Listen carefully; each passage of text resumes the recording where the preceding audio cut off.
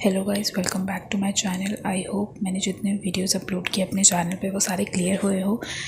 तो अभी तक हमने इनकम टैक्स से रिलेटेड काफ़ी सारे टॉपिक्स कवर कर लिए हैं, जैसे कि gratuity, pension, provident fund, leave encashment नहीं, हमने लीव ट्रैवल कंसेशन किया था लीव। ठीक है, तो इस वीडियो में we are going to discuss about the leave encashment leave encashment क्या होता है। ठीक है, अगर कोई भी टॉपिक में अगर आपको डाउट है तो आप कमेंट सेक्शन में मेरे को लिख सकते हो, ताकि मुझे पता चल पाए कि कहाँ पे आपको डाउट है, कौन से पर्टिकुलर टॉपिक में आपको डाउट है, और मैं आपका डाउट को सॉल्व कर पाऊँ। ठीक है, तो in this video we are going to discuss about the leave encashment. So without wasting any single minute, let's start the video.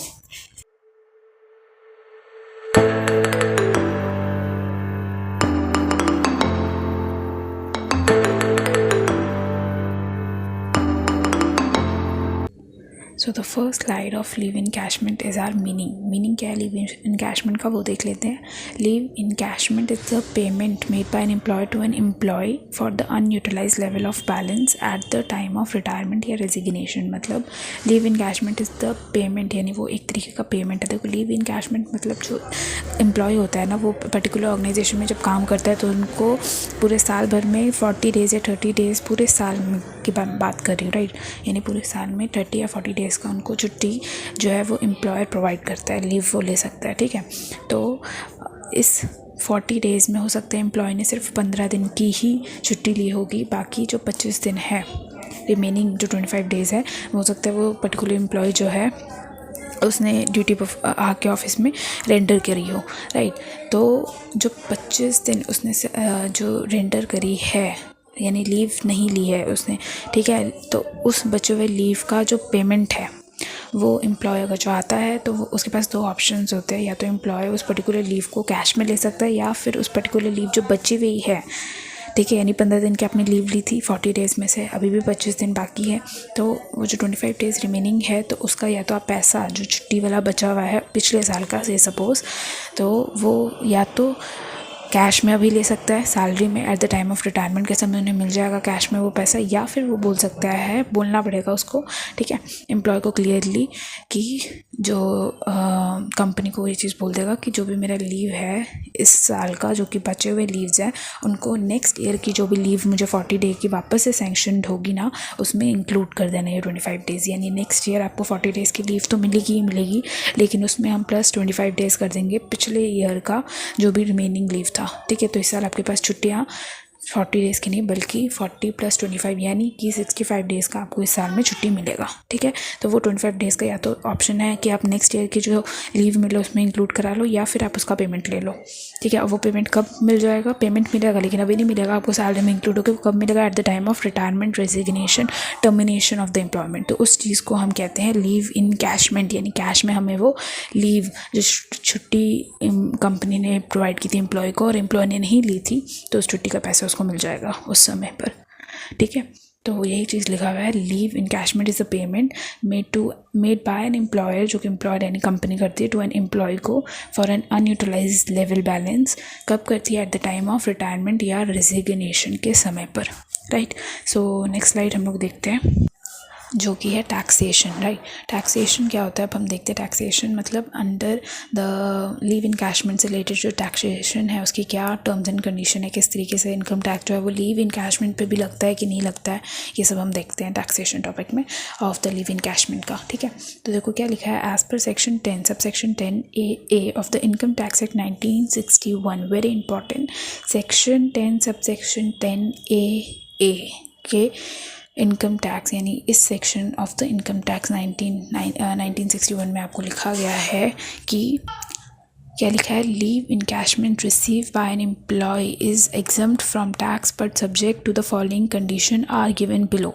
यानी जो लीव इन कैशमेंट का पैसा है रिसीव बाय एन एम्प्लॉय, जो कि एम्प्लॉयर ने एम्प्लॉय को रिसीव दिया है, जो कि एम्प्लॉय को रिसीव हुआ है, वो एग्जम्प्ट होता है फ्रॉम टैक्स से। कौन से सेक्शन में, under section 10 subsection 10A of the income tax act 1961 में, but subject to the following conditions are given below. But कुछ फॉलोइंग कंडीशंस हैं, उस कंडीशन को अगर अगर आप लोग सेटिस्फाई करोगे, फुलफिल करोगे, तभी जाके आपको जो भी पैसा लीव इनकैशमेंट का मिल रहा है at the time of resignation, retirement के समय पे, तो वो आपका एग्जम्प्ट होगा under section 10 subsection 10 AA of the income tax act 1961 में, राइट। सो देख लेते हैं कौन कौन से वो फॉलोइंग कंडीशंस है। तो क्या है, फर्स्ट हमारा जो कंडीशंस फॉर एग्जाम्पशंस है, क्या क्या कंडीशन है वो देख लेते हैं। फर्स्ट हमारा क्या लिखा है, मैक्सिमम लिमिट कितना होगा लीव इनकैशमेंट का।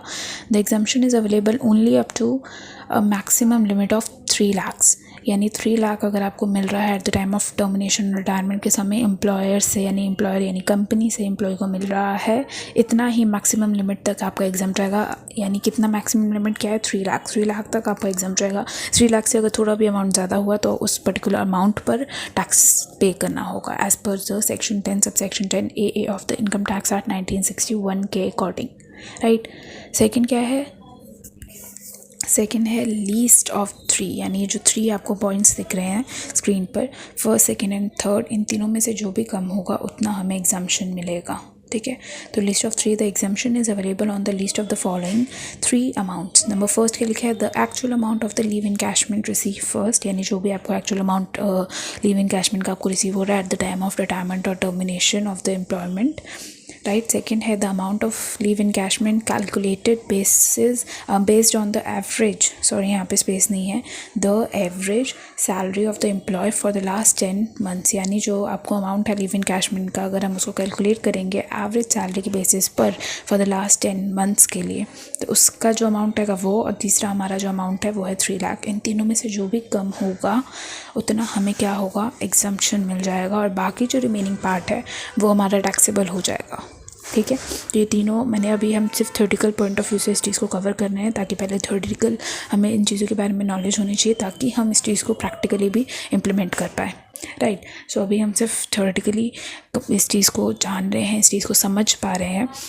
आने वाली वीडियोस में न्यूमेरिकल्स जब हम इसके लेंगे, इससे रिलेटेड लीव इनकैशमेंट का भी हर एक की टॉपिक के ऊपर एक पर्टिकुलर न्यूमेरिकल है, ठीक है, ताकि आपको जो हमने पढ़ा है उस चीज़ को इम्प्लीमेंट और प्रैक्टिकली भी करके देख लें, ठीक है। तो उस समय हमें ये तीनों चीज़ जो है प्रैक्टिकली जब करके देखेंगे तो और अच्छे से समझ में आएगा, ठीक है। तो इन तीनों में से विच एवर इज़ लीस्ट उतना हमें एग्जाम्पशन हो जाएगा, और बाकी जो रिमेनिंग पार्ट है वो टैक्सेबल हो जाएगा। देन नेक्स्ट स्लाइड देखते हैं, विच इज़ ओके। यहाँ पे 2 हमें और बुलेट्स पॉइंट्स लिखे हुए हैं कंडीशन फॉर एग्जाम्पशंस में, पढ़ लेते हैं।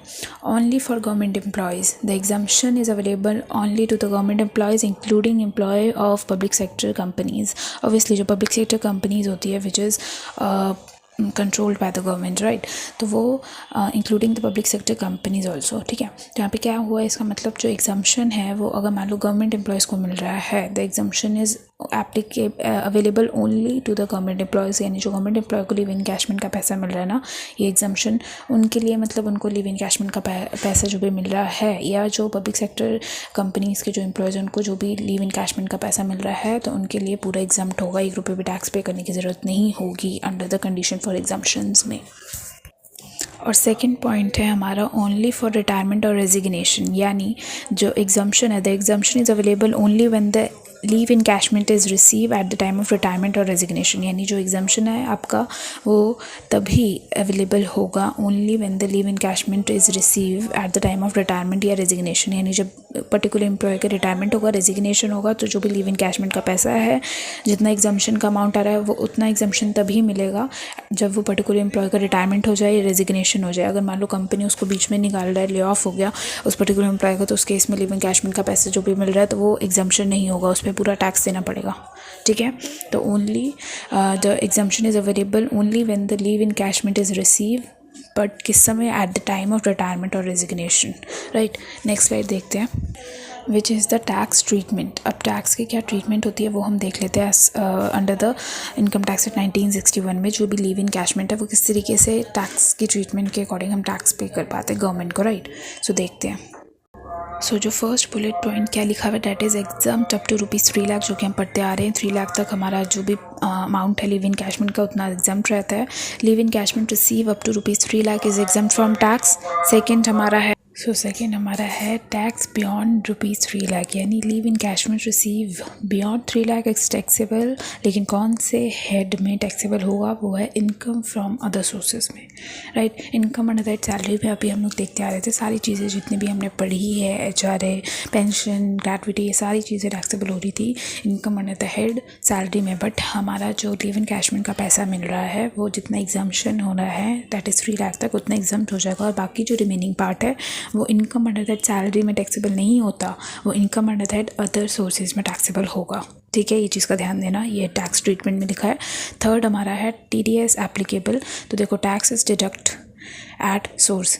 TDS का फुल फॉर्म क्या होता है? टैक्स डिडक्टेबल या deducted at sources, right. On leave encashment receive by an employee, यानी TDS भी एप्लीकेबल रहेगा, जो भी लीव इनकैशमेंट जो भी एम्प्लॉय को रिसीव हो रहा है ना, तो उसमें TDS का भी पैसा जो है वो गवर्नमेंट को, एम्प्लॉय की रिस्पॉन्सिबिलिटी है कि वो गवर्नमेंट को पे करे, ठीक है। TDS भी एप्लीकेबल होगा उस लीव इनकैशमेंट वाले पैसे पर जो कि एम्प्लॉय को रिसीव होता है at the time of termination या रिटायरमेंट के समय, राइट। नेक्स्ट हम लोग स्लाइड देखते हैं। Okay, so that's up for this particular video. If you like this video, then don't forget to hit the like button, do share it also, and just subscribe to my channel. Thanks for watching. अगर आपको कोई भी doubt है तो आप comment section में लिख सकते हो, and I will definitely revert back to you. Thanks for watching.